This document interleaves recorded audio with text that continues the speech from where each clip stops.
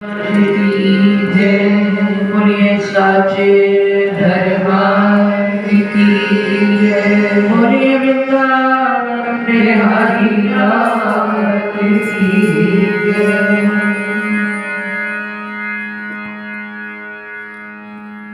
इस दुनिया के अंदर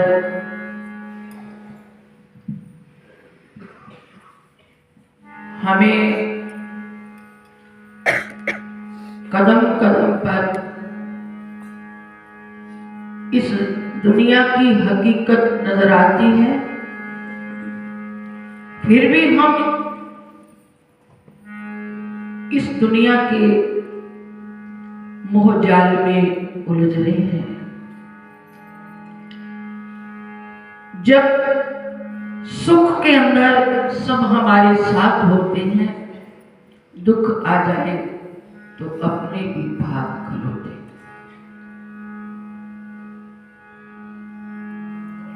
मैं एक आपके सामने एक बात रखूं, आपको पता चल जाएगा।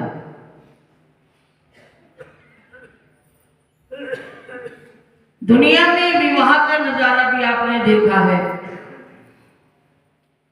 किसी की शादी हो, लड़के की, नाचने वाले आगे होते हैं, जिसका विवाह है वो पीछे रह जाता है, घोड़ी पीछे रह जाती है। एक और नजारा देखिए, दुनिया से जब वो जाता है वो कहते तू आगे, हम तेरे पीछे। ये रीत है संसार की, यह तजर्बा है। क्योंकि जब दुनिया से जाता है तो उस अदालत में जाने का वक्त आ गया। अपने पाप पुण्यों की का खाता लेखा जोखा लेकर जा रहा है तो दुनिया बता देती है कि भाई अपनी नबेड़, ये तेरे, तू जाने तेरा काम, हमारे जाने का तो केवल इस शमशान तक है, आगे तू अपनी बात आप करेगा। या अगर जीवन में सदगुरु है, जीवन में सिमरन किया है, भजन किया है, वही उसके साथ रहेगा और कुछ नहीं। लेकिन एक भगवान के सिवाय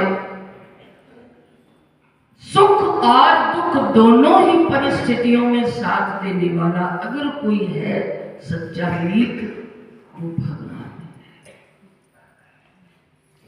कौन नहीं जानता सुदामा को?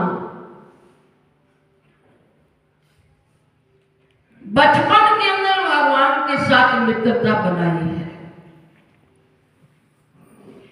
और जब भगवान कृष्ण द्वारिकाधीश बन गए, राजा बन गए, सुदामा को भूले नहीं, फिर भी वो निभाया के साथ। इसका प्रमाण आप जानते हो कि सुदामा फटे हाल में ऐसा दरिद्र गरीब बन गया था कि घर में बच्चों को कई कई दिन भोजन नहीं मिलता था। पत्नी ने कह दिया कि आपका बचपन का मित्र है, आप उसके पास कोई मदद लेने चले जाओ। लेकिन सुदामा नहीं मान रहा कि नहीं, अब तो मेरा मित्र राजा बन गया है और मैं उसको अपनी गरीबी के लिए दुख दूं, मुझे ठीक नहीं लगता।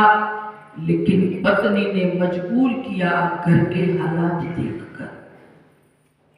चला है और द्वार पर खड़े द्वारपालों ने रोका। उसने कहा कि मैं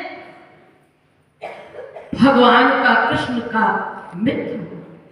उसके फटे हाल, शरीर की दीनता देखकर कौन कहेगा कि ये उसका राजा का कोई मित्र होगा, द्वारिकाधीश का मित्र होगा। उसको डंडे मारते हैं, फटकारते हैं, लेकिन अंदर जब सूचना महल में गई, भगवान द्वारिकाधीश के कानों तक पहुंची, तो भगवान नंगे पांव में पादुका भी नहीं है, दौड़ते हुए बाहर की ओर गए और चारों तरफ देखने वाले हैरान हो गए कि द्वारिकाधीश कहाँ जाते, और जाकर के सुदामा को गले लगाया।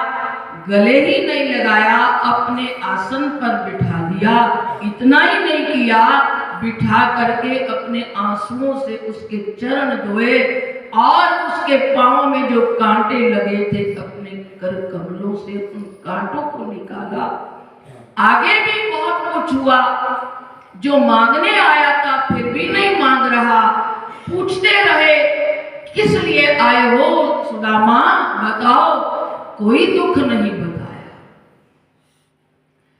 घट घट की जानने वाले ने जान लिया था, लेकिन उसके मुख से सुनना चाहते थे, वो सुनाना नहीं चाहता।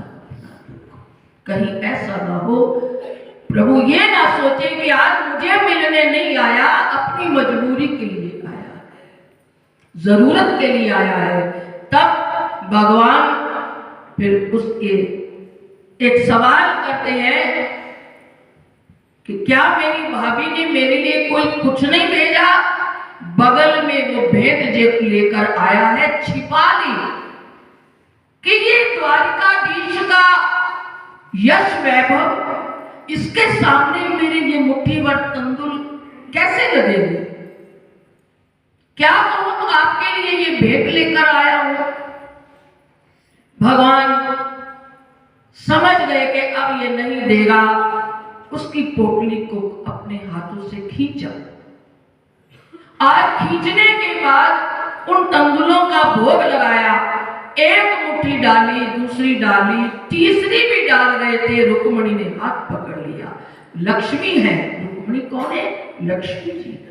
वो जान गई कि मेरे प्रभु, मेरे पति देव अपने भक्त को तीनों लोक देने जा रहे हैं। तीसरा हाथ तब पकड़ लिया, प्रभु सब कुछ इसको दे दोगे, अपने लिए कुछ नहीं रखोगे। उसके प्रेम के वश में आकर भगवान ने 3 मुट्ठियां ना डाली, 2 डालकर तीसरी रुक गई। इससे सिद्ध कर दिया कि जो तू मांगने के लिए आया है नहीं मांग रहा। मैं समझ गया। क्या दिया? आप लोग, आपके साथ किसी का कितना भी प्यार हो, चाहे भाई हो, बहन हो, बेटी हो, पति हो या पड़ोस में कुछ जो भी आपके साथ संबंधी हो, आप बहुत कुछ दे सकते हो लेकिन सब कुछ नहीं दे सकते। और कभी उसको अपने बराबर नहीं समझ देखना चाहते, अपने से कुछ हल्का रखना चाहते। लेकिन भगवान ने दिखा दिया मेरे लिए, मेरे भक्त का प्रेम क्या है मैं जानता हूं। अपने बराबर बना दिया। विश्वकर्मा को कहा इसके घर पहुंचने से पहले इसका महल मेरे महल जैसा बना। यह है प्रेम की महिमा, ये प्रेम की औकात। प्रेम भगवान के साथ करने वाला करेगा, पहले उसको कष्ट भी मिलेंगे, ये मत सोचना। ये प्रेम का सौदा गुरबाणी में आता है, जे तोहे प्रेम खेलन ना जाओ, सिर तर तली गली मेरी आओ। अपने सिर धड़ की बाजी लगानी पड़ती है। कौन है ऐसा जिसने नहीं लगाई? मीरा ने लगाई, जहर पिया। प्रहलाद ने लगाई, अनेक बार पिता ने मारने की कोशिश की लेकिन रक्षा करते रहे भगवान, लेकिन परीक्षा भी देता रहा। ऐसे ही जीवन के अंदर प्रेम की क्या परिभाषा है ये भगवान ने दिखाया है। आओ उस सुदामा के जीवन की वो घटना हम भी आज उसको याद करें। सुदामा जी गए महल के द्वार तक, उसको कोई अंदर जाने की इजाजत नहीं मिल रही, तो अपना संदेश महल तक पहुंचाते हैं कि आप लोग इतना मेरे ऊपर रहम कर दो, मेरे द्वारिकाधीश को कह दो आपका एक बचपन का दोस्त आया है, यार आया है और मेरा नाम सुदामा है। आप बस इतना कह दो, आगे वो जो चाहे वो मुझे मंजूर है। तो सुदामा की दीनता की भावना की आज हम गाथा सुनेंगे इस भजन के अंदर।